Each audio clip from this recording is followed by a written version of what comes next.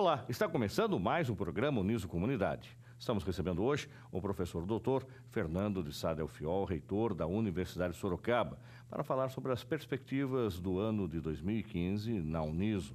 Senhor Fernando, muito obrigado pela sua presença. De praxe, a gente traz o senhor sempre no final do ano para comentar do ano que passou e falar do ano que começou. Mas desta vez nós estamos trazendo o senhor aqui já com o começo do ano letivo em andamento para a gente falar das expectativas da universidade e até de como é que foi o ano de 2014 para a Uniso. Como é que o senhor avalia o ano de 2014? Bom, obrigado mais uma vez por estar aqui com vocês. Graças a Deus, Fernando, a universidade tem crescido ano a ano. 2014 foi melhor do que 2013 e a gente costuma dizer que espera que ele seja pior do que 2015. Ou seja, a gente tem conseguido garantir novos espaços acadêmicos para os alunos, novas construções e a universidade crescendo. Isso é muito importante. O indicador de número de alunos, embora tenha crescido sempre para a gente, não é o mais importante. O que a gente quer crescer e que a gente tem o objetivo de crescer é com qualidade.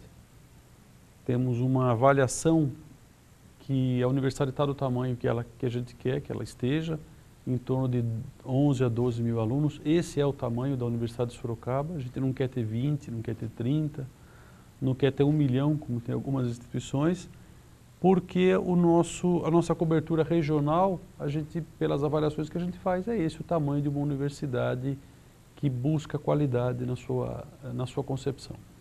Hoje a Uniso está contando com 68 cursos. O senhor acredita que esse é um número ideal, que isso não deva aumentar por causa dessa característica de ser uma universidade que está contemplando todas as áreas do conhecimento? A gente está num número bom. A gente acha que 68 é um número bom em torno disso. Embora a gente vai ter alguma surpresa, algumas novidades aí já para 2016, que eu não posso adiantar por enquanto, mas é que é novidade, e que vai trazer outras opções para os nossos alunos. O que é importante para a gente é que a gente tem desses 68 cursos em todas as áreas do conhecimento. Então, dificilmente um aluno não vai achar na Uniso uma opção para a sua formação, para a vida profissional que ele vai escolher. O tamanho de 12 mil alunos é proporcional ao tamanho de 68 ou 70 cursos. Para a gente isso é mais do que suficiente. Há momento em que um curso ele acaba, onde a demanda pelo curso ela deixa de existir, e em que circunstância isso pode acontecer? Olha, isso é incomum acontecer nos cursos tradicionais, nas profissões tradicionais, na engenharia, na enfermagem, no direito. É muito difícil que um curso desse acabe, porque são profissões regulamentadas, estabelecidas, tradicionais. O que a gente percebe de sazonalidade em alguns cursos são os cursos tecnológicos, são aqueles cursos que vão dar uma formação específica para profissionais de mercado. Então a gente já experimentou isso, por exemplo, com negócios imobiliários. A gente já ofereceu durante um tempo, o curso atendeu aquela demanda, aquela expectativa e pronto, ele cumpriu o seu papel. Quem sabe daqui 2, 3, 4 anos a gente novamente ofereça, se a gente perceber uma outra demanda do mercado aí, e para poder suprir essa demanda. Vale lembrar então, professor Fernando, que para oferecer um curso, a Uniso, a Universidade de Sorocaba, como outras universidades, ela tem autonomia, é isso? Isso. A Universidade de Sorocaba, o Ministério da Educação, para faculdades e centros universitários, qualquer curso que você vai abrir, você precisa pedir autorização para o Ministério. Preenche-se o formulário e uma comissão do Ministério vem avaliar as condições da universidade, da faculdade, para saber se ela tem condições de oferecer aquele curso. O Ministério pode autorizar ou não. No caso das universidades como a Uniso, ela não precisa pedir autorização. Ela tem autonomia para isso. Então ela pode abrir qualquer curso, com exceção de direito, nós já temos, medicina, que nós não temos, odontologia e psicologia, que nós também já temos. Esses cursos há necessidade de qualquer universidade, pública, privada, federal, qualquer que seja, há necessidade do Ministério fazer uma pré-autorização para você começar o curso. Agora, com relação também a essa implantação de curso, tem uma questão que muitas vezes a gente acaba ouvindo, e o senhor, mais do que ninguém, deve receber até e-mails, perguntas pessoalmente, e eu tenho certeza que o senhor atende e responde. Olha, eu estou fazendo um curso da Uniso, ou ouvi dizer que tal curso da Uniso ainda não está regulamentado. Como é que é? O que é a história da regulamentação do curso? Do reconhecido. Reconhecido. Isso. Na verdade, nenhum curso, enquanto não formar a primeira turma, ele não é reconhecido. Então, seguindo esse caminho, vamos imaginar que nós abrimos aqui o curso de Engenharia Civil, por exemplo. Já passamos por reconhecimento, diga-se de passagem, já temos turma formada. Mas vamos imaginar que eu tivesse aberto o curso de Engenharia Civil hoje, 2015. Só em 2020 o curso vai ser reconhecido. Por quê? Porque quando estiver chegando no final do curso, como eu tenho autonomia, eu mando uma informação para o Ministério. Eu abri um curso de Engenharia Civil há 5 anos atrás, agora eu quero que vocês venham reconhecer o curso. Aí o Ministério vem, manda a comissão e o curso é reconhecido. Por que o procedimento é esse? Uma comissão não pode vir aqui no primeiro ano de um curso ou no segundo ano de um curso para saber se o curso é bom ou não. Ele precisa ter visto o curso de uma maneira integral. Os laboratórios todos, os professores todos, o inventário, a bibliografia. Então, esse procedimento é absolutamente natural. Então, hoje, a Uniso, eu acredito que tenha 4 ou 5 cursos que ainda não estejam reconhecidos, porque ainda não formaram a primeira turma, né? Do resto, todos estão reconhecidos. E o que é importante dizer é que eu faço avaliação para o Ministério da Educação. Quando a gente faz uma avaliação e tem problemas, você pode não reconhecer ou não recomendar reconhecimento do curso, ou a instituição tem que assinar um protocolo de compromisso quando você encontra um problema ou outro, né? E a Uniso, graças a Deus, nunca assinou nenhum protocolo de compromisso. Todos os nossos cursos foram reconhecidos na primeira visita do Ministério. Então, vamos imaginar, lógico que não é o caso da Uniso, mas até aproveitar o senhor enquanto avaliador do MEC, numa circunstância em que o curso não é reconhecido e o avaliador faz algumas recomendações. Aqueles alunos que estão no curso, inclusive teve uma série de denúncias recentemente na televisão de uma universidade, se não me engano, no Rio de Janeiro, que o curso não foi reconhecido, eles ficaram literalmente na mão, os alunos, não conseguiram nem buscar, nem pegar os documentos nessa faculdade que o curso não foi reconhecido, para uma transferência para outra. Como é que funciona numa situação absurda dessa forma? Nesse caso específico, lamentavelmente, é a história de uma grande instituição que passou para uma iniciativa privada, para um grupo educacional, e eles não honraram compromissos de salário e documentação pertinente do Ministério, e a instituição foi descredenciada, na verdade, que todos os cursos da instituição deixaram de ser oferecidos. O Ministério da Educação, a legislação educacional, prevê que o aluno não pode ser prejudicado nessa situação, porque ele foi de boa fé naquela instituição, se matriculou, pagou 2, 3 anos, estava estudando, e do dia para o outro ele tem uma surpresa dessa. Então, o Ministério garante a possibilidade de transferência para outras instituições congêneres, né? Então, inclusive, o Ministério é que faz essa mediação de encontrar as vagas e garantir as transferências. Não tenha dúvida que é um transtorno para o aluno. Um aluno que morava no Rio de Janeiro, daqui a pouco vai ter que estudar Belo Horizonte, por exemplo. Então, isso é um transtorno. Mas o Ministério não tem muita ferramenta para administrar um problema desse. Por isso, a seriedade que deve ter, a gente sempre insiste nisso na escolha da instituição, né? Porque depois que você escolheu, você já não tem muito mais para onde ir. É uma referência procurar uma instituição de ensino pelo preço? Como é que o senhor avalia? Eu lembro, até já comentei isso com o senhor em outros momentos, onde uma faculdade, até que tem, ela é de Sorocaba, ela fazia um anúncio dizendo: você paga a prestação desse curso mais barato que a prestação de um guarda-roupa. Tá? Quando você compara um curso de pós-graduação, no caso específico desse anúncio, com a prestação de um guarda-roupa comprado nas Casas Bahia, é contundente. Então, Fernando, eu acho que uma formação universitária é alguma coisa que vai marcar o teu perfil profissional para o resto da vida. Não acho que as pessoas devam avaliar a questão do preço. É claro, é óbvio que ele tem limitações financeiras, ele tem um orçamento da tua casa familiar, um FIES, alguma possibilidade financeira ele vai ter que ter para estudar. Mas ele não pode se iludir com os 1,99 da vida, né? Porque a gente costuma dizer, mas em tal escola, professor, lá é 199. Eu acho caro por 199. Quando a pessoa não aprende nada, é caro 199. Então, a referência para a escola, eu acho que é o aluno, ele conversar com outros colegas que estão estudando em outras instituições. Tem a instituição A, B e C, converse com os três.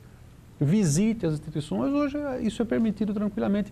Vá um dia até a instituição que você está buscando estudar, peça para conhecer os laboratórios, peça para andar na instituição, não se iluda com publicidade, porque no vídeo montado ele é tudo muito bonito, tudo funciona muito bem, né? Pode contratar até ator da Globo para apresentar a novela das 8 para falar, né? Então, mas precisa conhecer o dia a dia. Então é importante que as pessoas façam essa visita, né? Conheçam esse espaço, porque é algo que vai marcar a sua formação por resto da vida. Então vale a pena ele usar um pouco do seu tempo, avaliando com muito critério onde ele vai estudar. Com relação ao FIES, professor, o senhor disse que inclusive é uma alternativa de pagamento da mensalidade o uso do FIES. Hoje o FIES representa quantos por cento de alunos da Uniso? Hoje em torno de 22% a 23% mais ou menos. A universidade, por ser filantrópica, tem que garantir 20% de alunos com bolsa. A gente tem mais 10% entre os acordos sindicais, que são filhos de professores, filhos de funcionários que têm bolsas. Temos bolsas de monitoria, de extensão, de iniciação científica, outras modalidades. Então, a universidade tem uma série de possibilidades de estudar sem que o aluno necessariamente tenha que pagar por isso. É óbvio que o FIES é um financiamento, ele não vai pagar agora, ele vai pagar depois de formado. Ele tem uma carência grande e depois ainda um tempo ainda maior para poder honrar esse compromisso. A universidade acredita que com os programas que ela tem e com os 25%, 22% de FIES, ela deve atender a grande maioria das pessoas que nos procuram. O senhor tem, inclusive, uma apresentação que a gente pode estar vendo agora, quando o senhor mostra que a Uniso hoje é uma universidade que mais bolsas de estudo fornece, dá, e, consequentemente, ela é até maior do que a UFSCar, que é uma universidade pública. Isso. Os últimos dados que a gente tem dão conta de que a gente está hoje em torno de 3.200, 3.300 alunos que estudam gratuitamente. Não estou falando de FIES, esse aluno não vai ter que pagar nunca. Ou é a bolsa doação, ou é a bolsa do ProUni, ou é um acordo sindical. Quer dizer, nós temos aí cerca de 32%, 33% dos alunos que não pagam absolutamente nada para estudar na Uniso, né? E os últimos números indicam que esse número era o número da instituição que mais oferecia ensino gratuito na nossa região. Isso para a gente é muito bom, que essa é a missão da Uniso, né?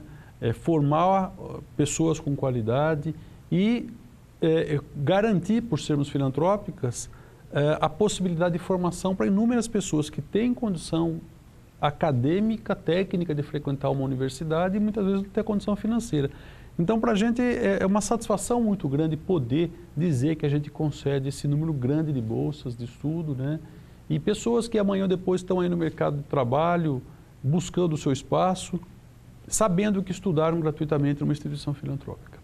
Agora, com relação ao número de alunos por sala de aula, professor Fernando, eu acho que uma preocupação da Uniso também é outra questão que você deve levantar quando você procura uma faculdade. Eu lembro que logo que fiz 18 anos, eu fui fazer um curso superior, o primeiro antes de fazer jornalismo, e a aula desta faculdade não era necessariamente uma aula convencional, era uma palestra, porque nós estávamos em 150 naquele auditório, o professor lá na frente fazendo a sua aula. Sequer você podia ter oportunidade de perguntar, porque se cada um ali, ou pelo menos 10% resolvesse fazer perguntas, não ia continuar a aula.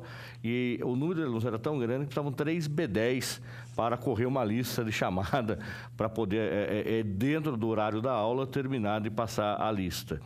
É uma outra referência. Qual é a preocupação da Uniso hoje com o número de alunos em sala de aula? É só para voltar nisso, a gente costuma dizer que não é aula, é comício, né? Com 150 pessoas na sala de aula, né?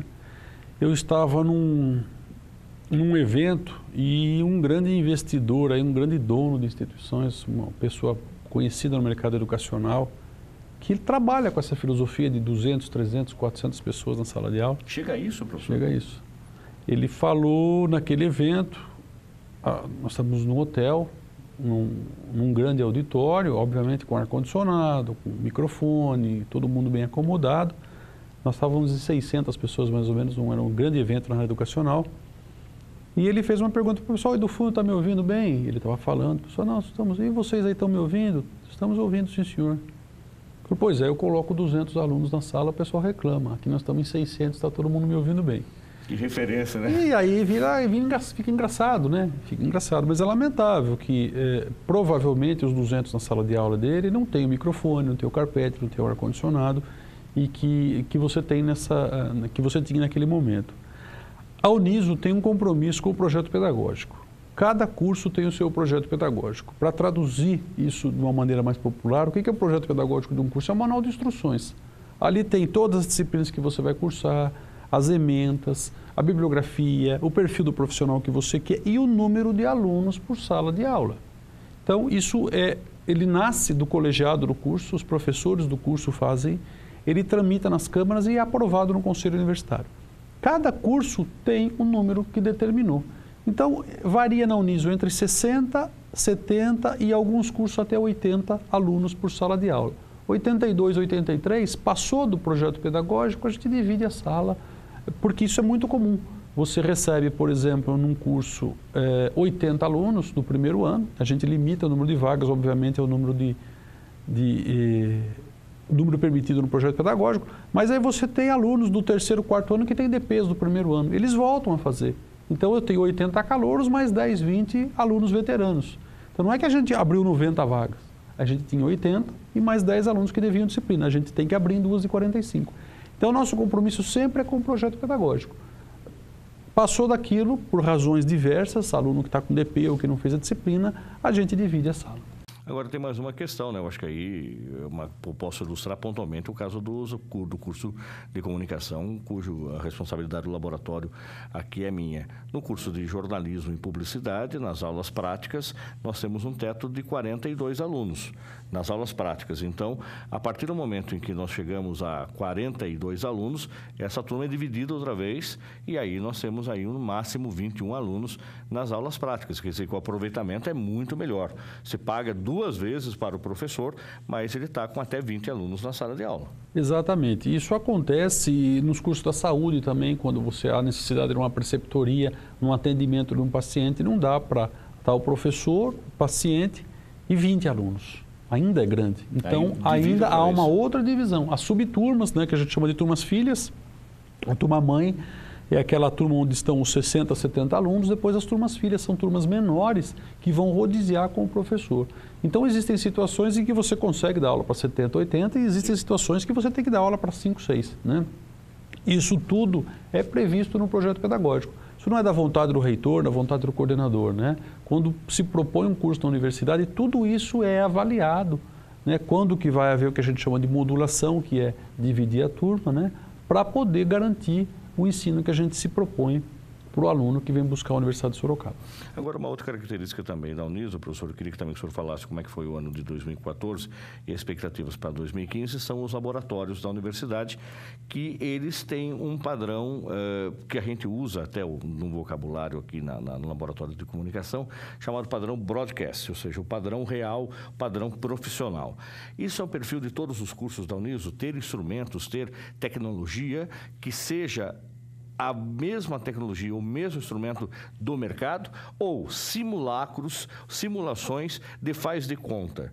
Por exemplo, ontem nós tivemos a recepção dos calouros de jornalismo e quando eles entraram no estúdio, uma menina falou, olha, eu já estive no estúdio da Globo, é parecido com o de vocês. Falei, pois é, tem que ser parecido. Ele tem que ser mais próximo de um estúdio da Globo do que de simplesmente eu pintar uma parede de azul, colocar 2 refletores de jardim e aí uma câmera que eu compre num grande magazine da cidade e dizer que isso é um estúdio de televisão. Eu sei que tem faculdade que é assim. E aí os alunos ficaram aqui perplexos com tudo que estavam vendo. Como é que é a nossa estrutura? Qual é que é a nossa responsabilidade? Porque isso custa caro. Como é que hoje é essa preocupação da Uniso? Fernando, o laboratório ele é um instrumento fantástico na mão de um professor, né? E ele só vale se ele for muito utilizado. A minha área é a área das ciências. Eu, quando entro num laboratório, eu gosto de ver a bancada manchada de reagente, o chão sujo de reagente. Laboratório usado. O laboratório ele só vale aquilo que ele produz, cientificamente ou tecnicamente. A universidade tem investido muito nisso e investe com o maior prazer do mundo quando a gente compra um laboratório novo. Recentemente a gente adquiriu um robô, um equipamento que simula uma fábrica montando uma determinada peça para os alunos da engenharia mecatrônica, e isso é muito bonito de ver funcionando. É óbvio que a gente não vai montar uma fábrica de automóveis na universidade, mas você tem isso em pequenas escalas, mostrando como é que você programa um robô para colocar um parafuso, para colocar uma solda. Isso tudo é feito em pequenas escalas. Para quê? É óbvio também que quando esse aluno vai para o mercado, vai para trabalhar nessa fábrica de automóveis, em 5 ou 10 anos a tecnologia de hoje já ficou obsoleta, ele vai ter que aprender novamente. Então, o importante do laboratório é dar o fundamento do conhecimento para o aluno para que ele consiga se adaptar às novas tecnologias. A gente tem tido investimentos significativos nos laboratórios da Uniso, não com dinheiro da Uniso, isso é muito importante, com dinheiro de verbas públicas, com dinheiro de projetos de pesquisa. Então, o laboratório do Parque Tecnológico de Sorocaba, que a Uniso tem lá hoje, foi absolutamente todo construído com verba de financiamento externo. O LAPETOX também, que é um laboratório de pesquisa e toxicologia, não tem nenhum na nossa região desse porte, com essa qualidade, também tudo com dinheiro de agência de fomento. Por quê? Porque os nossos professores são pessoas capacitadas e que mostram grandes projetos para o governo e o governo financia a Uniso. Então, aí é uma preocupação também quando você procura uma faculdade e visitar esses laboratórios. E eu tenho certeza que, por mais ignorante que você seja na área, você tem noção de que aquilo é um faz de conta ou aquilo é uma estrutura real próxima do mercado de trabalho. E, como o professor Fernando disse, vale você consultar os alunos, porque muitas vezes, professor, eu acho que o senhor andando pelo Brasil aí em comissões de avaliação do MEC, já deve ter visto laboratórios montados só para a comissão de avaliação. Bibliotecas montadas para a comissão de avaliação. Eu lembro de um fato de um colega que comentou que foi ver um laboratório de informática, onde todos os computadores estavam na sala, nenhum deles funcionava porque sequer tinha tomada, mas a sala estava montada com os computadores. Chega a esse absurdo? Fernando, chega. Eu trabalhei numa comissão do Ministério por 6 anos que ela julgava em grau de recurso os problemas que ou o avaliador detectava e informava o Ministério ou a instituição recorria, por exemplo, de um processo de não reconhecimento de um curso. E são barbaridades, né? São barbaridades, lamentavelmente. Então, bibliotecas volantes, então, se leva a biblioteca, a comissão do MEC vê, a comissão vai embora, a biblioteca vai embora. Laboratório da mesma maneira, de você chegar numa instituição e você vê que não tem uma plaqueta de patrimônio, nenhum equipamento. Então, os avaliadores relatavam isso, né? Que ouviram falar que naquela cidade os laboratórios foram montados com equipamentos de um laboratório clínico da cidade que emprestou o equipamento para a instituição naquele dia. A comissão foi lá, percebeu o fato e, naquele caso específico, conseguiu barrar a autorização daquele curso. Mas, lamentavelmente, isso é comum, né? O Ministério tem tentado, por outros mecanismos, avaliar isso. A gente faz entrevista com alunos hoje, a gente chama os alunos. Olha, eu vi um equipamento lá no laboratório, um equipamento bom. Você usa para quê aquele equipamento? Aquele equipamento, nunca vi. Pronto, você sabe que aquele equipamento só está lá para aparecer na foto. O avaliador tem que ser meio investigador numa situação dessa. Exatamente, é o que a gente faz, o nosso serviço é esse, né? Então, a gente chega para o técnico do laboratório e pergunta como é que é o procedimento de manutenção daquele equipamento, quando que ele foi para manutenção. Sempre vai, você tem uma nota fiscal da manutenção, posso dar uma olhada? E aí, a hora que as pessoas se perdem, né? E 2, 3 perguntas que você faz, você sabe efetivamente se aquele equipamento esteve ali ou se ele nunca esteve ali. Então, para a gente, enquanto avaliador, é mais tranquilo. Agora, com anos de experiência em avaliação, hoje, em 15 minutos numa instituição, você sabe se tem seriedade naquilo ou se não tem. Então, isso para a gente é mais tranquilo. Nós vamos para um rápido intervalo, daqui a pouco a gente fala dos cursos que a Uniso teve o maior conceito de nota do MEC, é uma nota que o MEC pode disponibilizar para um curso, e vamos falar também das expectativas para 2015, que são excepcionais aqui para a Uniso. Voltamos já.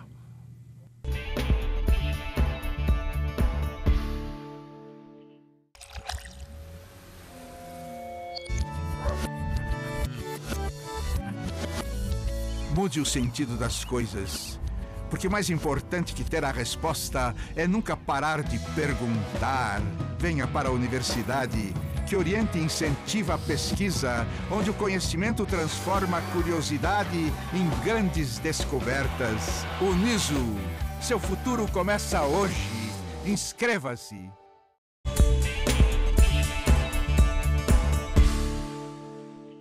Voltamos com o programa Uniso Comunidade. Estamos recebendo hoje o reitor da Universidade de Sorocaba, professor doutor Fernando de Sá Delfiol, para falar sobre os planos da Uniso para 2015.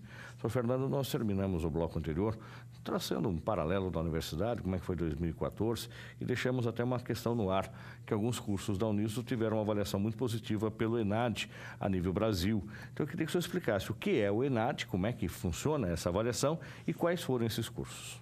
O ENAD ele é um dos tripés do SINAI, Sistema Nacional de Avaliação do Ensino Superior, que foi construído e organizado por um professor da Uniso, o professor José Dias Sobrinho, ex-pró-reitor da Unicamp, pró-reitor acadêmico. O professor José Dias está com a gente já há algum tempo. E o ENAD é o instrumento que avalia o aluno. Aí você tem as avaliações in loco, que avaliam a instituição e o curso. O ENAD ele é composto de uma prova de conhecimentos gerais, que ela é igual para todos os cursos, e de conhecimentos específicos. Ela é realizada todo ano e a cada ano um grupo de cursos realiza a prova. Nesse ano, cursos da Uniso que realizaram a prova foram farmácia, nutrição e gestão ambiental. E nós tivemos notas 4 de IGC, que é o Índice Geral de Cursos, que leva em conta a nota do ENAD, e alguns indicadores acadêmicos, como o número de docentes titulados, o número de professores em tempo integral. E é importante dizer que a gente teve 4, mas a nota máxima é 5, né? Na nutrição, na farmácia e na gestão ambiental nós tivemos nota 5, tanto na nota dos alunos do ENAD quanto na nota do IGC, que também leva em conta aqueles outros indicadores. Isso para a gente foi uma satisfação muito grande, né? Porque a gente não faz cursinho de preparação para a ENAD, a gente não dá prêmio, a gente não dá pendrive. Nem carro, professor? Não, carro, nem nada. Porque tem a faculdade aí que uma vez saiu até uma reportagem na Folha de São Paulo que dava carro para o aluno, para o curso que tinha melhor avaliação nesses critérios quando a comissão do MEC vem. Quer dizer que é um tremendo engodo esse tipo de coisa, né? Lamentavelmente, o Ministério não tem conseguido, a imprensa tem noticiado fraudes no ENAD. Isso é público hoje, lamentavelmente, mas para nossa satisfação, a nota que a Uniso tira, esse 4, esse 5, ela é a verdadeira, né? Todos os alunos que estavam habilitados foram até a prova, sem preparação. Eu costumo dizer que a preparação que a gente faz para o ENAD é uma preparação de 4 anos. O curso é aquilo lá. O curso não tem cursinho para ENAD, nem disciplina de ENAD, de maneira nenhuma. O nosso aluno é aquele que eles estão vendo ali. Né? E que deveria ser assim, na verdade. Agora, lamentavelmente, artificialmente, as pessoas têm modificado alguns critérios para mudar essa nota artificialmente. O que o mercado não dá conta de mudar o mercado. A gente tem, por exemplo, o exame da ordem. Para mim, esse é um diferencial muito grande. Da OAB? Da OAB. Eu já fui muito contra esses exames de proficiência para você ingressar na profissão. Hoje eu sou um dos que defende, porque acho que com essa expansão muito grande, o Estado perdeu o controle sobre as instituições em quem você está formando. E você vê que o ENAD, ele não caminha junto com o exame da ordem. O que eu quero dizer com isso? Algumas instituições que têm as melhores notas no ENAD, estranhamente não têm as melhores notas no exame da ordem. Quem tem as melhores notas no exame da ordem é aquelas escolas tradicionais, aquelas escolas que não estão preocupadas com o ENAD. O ENAD é só mais um momento do aluno fazer a avaliação dele. Então, as questões artificiais em alguns cursos aparecem, no caso do direito, nas aprovações da ordem.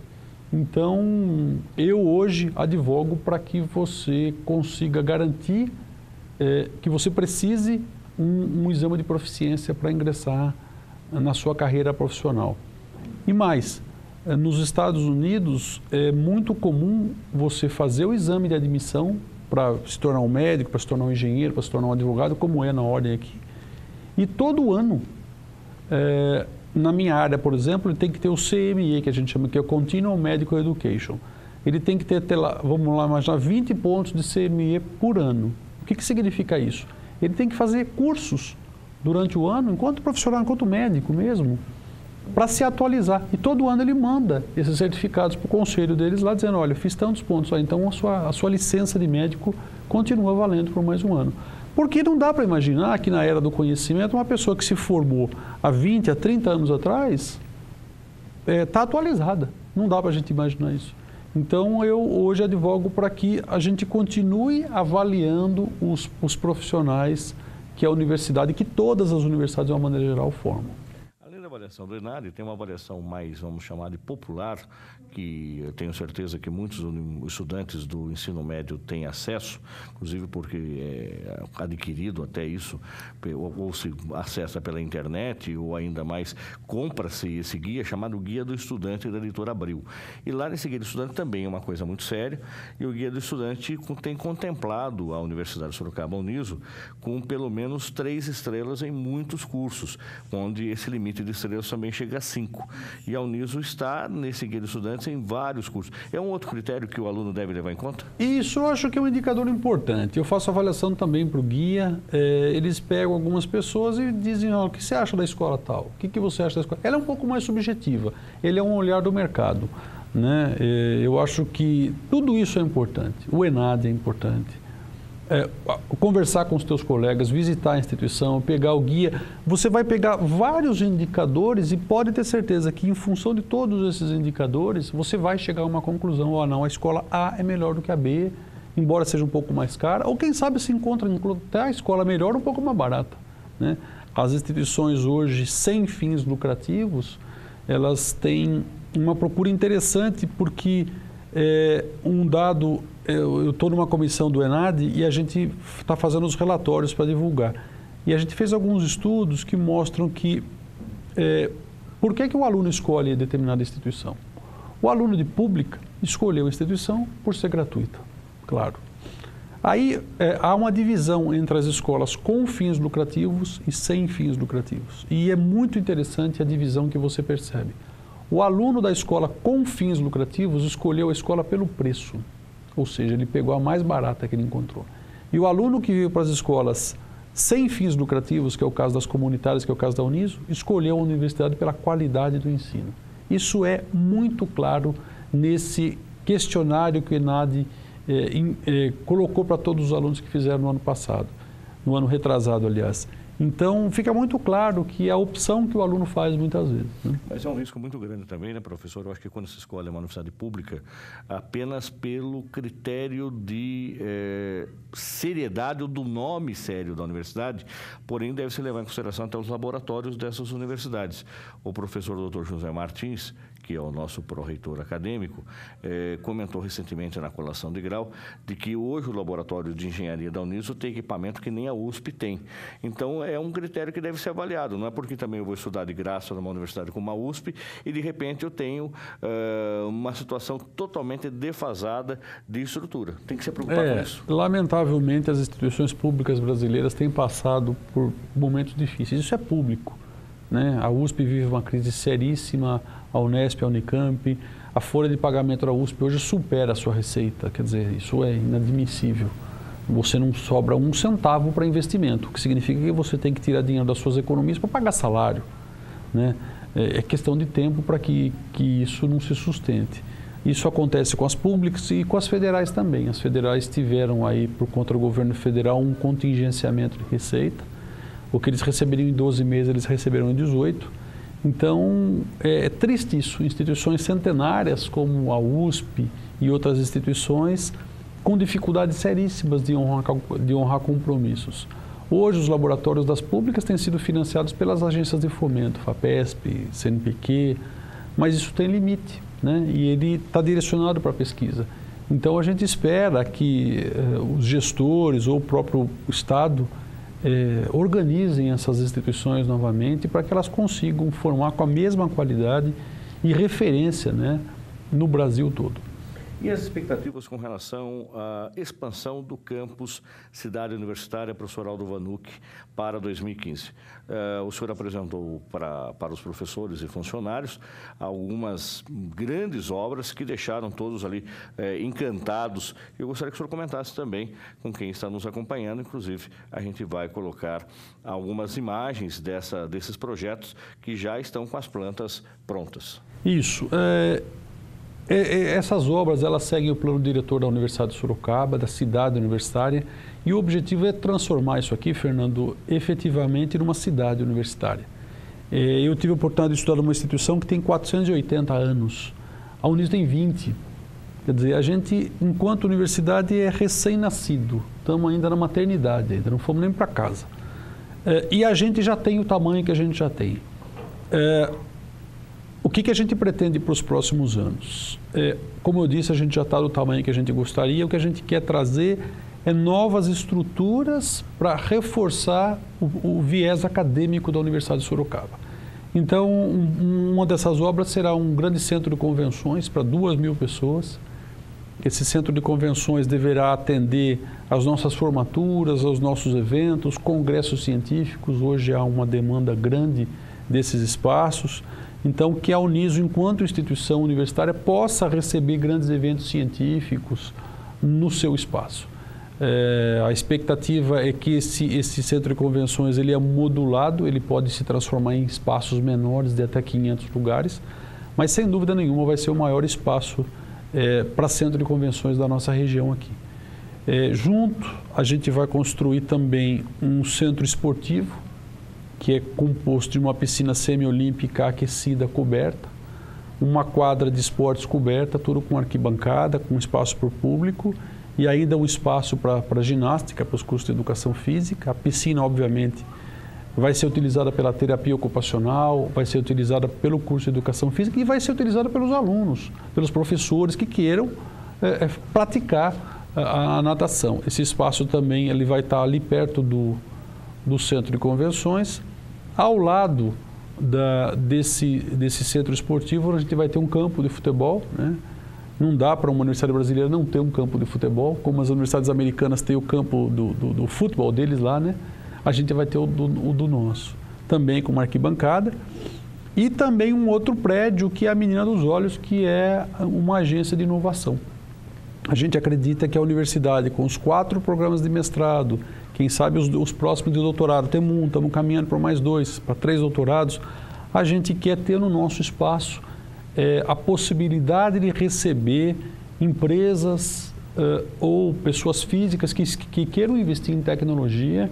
A gente quer abrir esse espaço aqui. A gente precisa, enquanto país, fugir da dependência tecnológica de grandes países. Então, a gente precisa começar a desenvolver. A gente quer ter esse embrião aqui, vai ser um espaço de 2.000 metros quadrados para incubar a tecnologia de empresas, de pessoas físicas, junto com a universidade. Um escritório de patentes. Então, a gente vai dar um salto bastante grande. Eu quero ressaltar que essas obras devem ficar prontas em 3 anos, todas elas. Já há aprovação da Fundação Dom Aguirre, que tem nos dado um apoio ímpar para isso. E a gente vai fazer um investimento grande, obviamente, com financiamento do BNDES, que a gente tem feito. Isso aqui tudo foi feito com financiamento do BNDES. E não tem uma sala de aula, Fernando. A gente está construindo tudo isso sem a perspectiva de crescimento do número de alunos. É só para dar para os atuais alunos, para os atuais professores, mais condições. Para que, quem sabe, um dia a gente possa ter nesses 40 alqueires aqui, todo ele uma cidade universitária, né? Como a gente sonha. Eu recebi agora nas férias um professor de uma universidade americana, ele ficou inclusive na minha casa uma semana, e ele visitou vários espaços aqui no Brasil, era a primeira vez dele aqui no Brasil.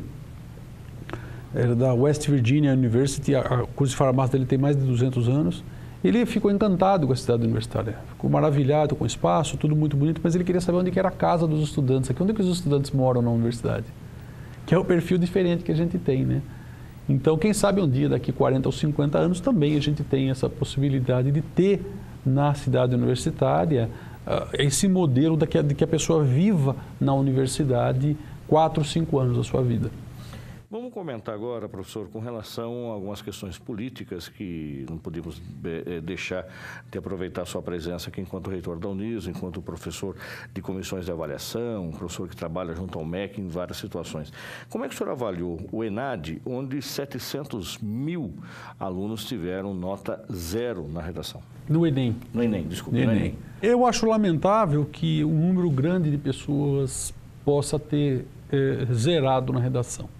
E zerar na redação significa alguma coisa muito séria. Erros de ortografia, gramática, concordância, lógica, né? A gente conhece algumas redações e a gente vê que as pessoas, lamentavelmente, não foram alfabetizadas. E aí eu vejo dois problemas, né? O primeiro deles, o problema do ensino, né? É uma coisa crônica, passa governo, entra governo e a coisa continua da mesma forma. E eu tenho a plena convicção que enquanto a gente não pagar um salário decente para o professor, a gente não vai resolver. Pode ter programa Escola Mais Feliz, Caderno Mais Bonito, Escola Pintada, Escola da Família, Escola do tio, da mãe. E esse tipo de coisa, na minha opinião, não resolve. Resolve você pagar bem o professor. Lamentavelmente, hoje, pessoas talentosas, com vontade de educar, de ensinar, buscam outros espaços, porque não veem no magistério. Eu sou filho de professores, o meu avô era professor, a minha avó, o meu pai, a minha mãe, todo mundo em casa era professor e eu sou professor. Então, eu sei o que é a vida de professor de escola pública. Então, enquanto o governo não quebrar esse paradigma e falar, eu vou pagar um ótimo salário para um professor, a hora que você pagar um ótimo salário para o professor, você vai ter ótimas pessoas dedicadas, com vontade. Depois você cria esses programas de escola isso, escola daquilo, né? Eu acho lamentável que algumas políticas em nível estadual aí fiquem criando só esses programas que muitas vezes são programas nem de governo, são de secretário, porque muda do secretário, muda de governo, de programa. E a gente não vê avanço. A gente não vê avanço. Parece que a gente só vê retrocesso nos últimos anos. Então eu acho que nada supera o livro e o professor ainda. É claro que você tem tecnologias como a internet, como computadores que são fundamentais. Mas um bom professor e um livro, a fonte do conhecimento, que hoje você pode substituir por um tablet ou pela própria internet, são insuperáveis para você garantir uma boa formação. E com relação também ao FIES, recentemente nós ouvimos, o senhor também ouviu, a gente estava comentando antes da gravação, o FIES pode quebrar até instituições bancárias, porque nós estamos numa situação de que o aluno, ele entra fazendo o FIES, ele recebe essa bolsa do governo, depois ele tem o dobro do tempo, 3 vezes, aliás, o tempo que ele estudou. Se ele estudou durante 4 anos, ele vai pagar o FIES em 12, se ele estudou em 5, vai pagar o FIES em 15 anos. E podemos ter um grande calote aí, por quê? Muitos desses formados com bolsas, com esse financiamento do FIES, podem não ter capacidade de trabalhar na área. É isso mesmo, professor? Já se deslumbra uma situação de má formação a ponto de quebrar o FIES? Eu não quero nem imaginar isso, porque eu acho lamentável. É um programa muito bom que o governo federal criou, com juros subsidiado 3%, 3,4% ao ano, depois, obviamente, a correção monetária, que busca garantir formação para muita gente. Qual é a minha preocupação? A minha preocupação não é nem que essa pessoa não encontre emprego porque ela não é bem formada, é não ter o emprego. É não ter o emprego. É o país passar por uma recessão, passar por um problema de crescimento sério, e você pode ter o melhor engenheiro do mundo. Se você não tem a obra, ele não vai trabalhar em lugar nenhum. Então, para que isso tudo aconteça, a gente precisa formar pessoas, como eu falei da nossa independência científica e tecnológica, mas o país precisa crescer. Se o país não crescer, onde é que essas pessoas vão trabalhar? Então a gente tem alguns gargalos que precisam ser superados. Primeiro, esses meninos, não tenham dúvida, eles precisam de uma boa formação. Porque você pode ter país crescendo, a empresa contratando, o mercado contratando, e essa pessoa não atender aquele requisito mínimo. E aí, obviamente, ele não vai ter condição de pagar, né?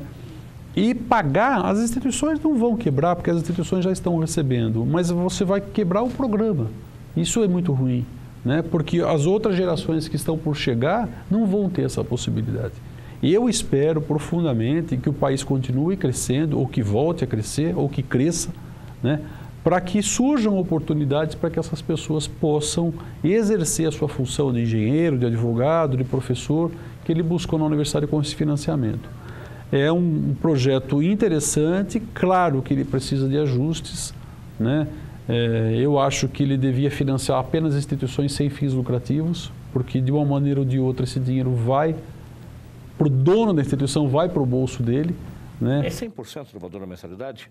Ou seja, mensalidade cheia? Não. O curso custa R$500 Não. E o FIES paga R$500 para Você tem um pedágio, se eu não me engano, de 5% a 10% que é para garantir é chamado fundo garantidor para garantir a inadimplência. Mas ele vai garantir a inadimplência de 1 em cada 20, se for 5%.